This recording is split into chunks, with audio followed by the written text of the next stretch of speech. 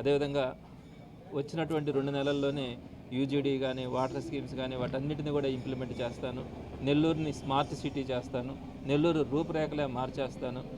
నెల్లూరుకు outer ring road తీసుకొనొస్తాను. ఇలాంటి అనేకమైనటువంటి హామీలు ఇవ్వడం, ఈరోజు ఏ ఒక్కటి కూడా అమలు చేయకుండా కేవలం వారికి సంబంధించినటువంటి వ్యక్తులకి కాంట్రాక్టుల ద్వారా మోసపూరితమైనటువంటి పనులని సృష్టించి వారందరికీ కూడా దోచిపెట్టే కార్యక్రమం తప్ప ఈరోజు ఎక్కడా కూడా నెల్లూరు నగర ప్రజలకి ఒక మంచి పని జరిగినటువంటి పరిస్థితి కూడా లేదు. ఈ క్రమంలో వాళ్ళ కూటమి ప్రభుత్వం ఇచ్చినటువంటి మేనిఫెస్టోని కానీ వాటన్నింటినీ కూడా ఈరోజు ఏదైతే ముందుగా మనకి ఇచ్చున్నారో ఒక బాండ్లు కూడా ఇచ్చున్నారు, వాటన్నింటినీ కూడా ఈరోజు భోగిమంటలు వేసి తగలబెట్టడం కూడా జరిగింది. ఇవన్నీ కూడా ప్రజల్లో ఉన్నటువంటి ఆగ్రహావేశాలని వైఎస్ఆర్సీపీ వారి తరపున ఈరోజు భోగిమంటల్లో ఈ కార్యక్రమం వాటన్నిటిని వేయడం కూడా జరిగింది.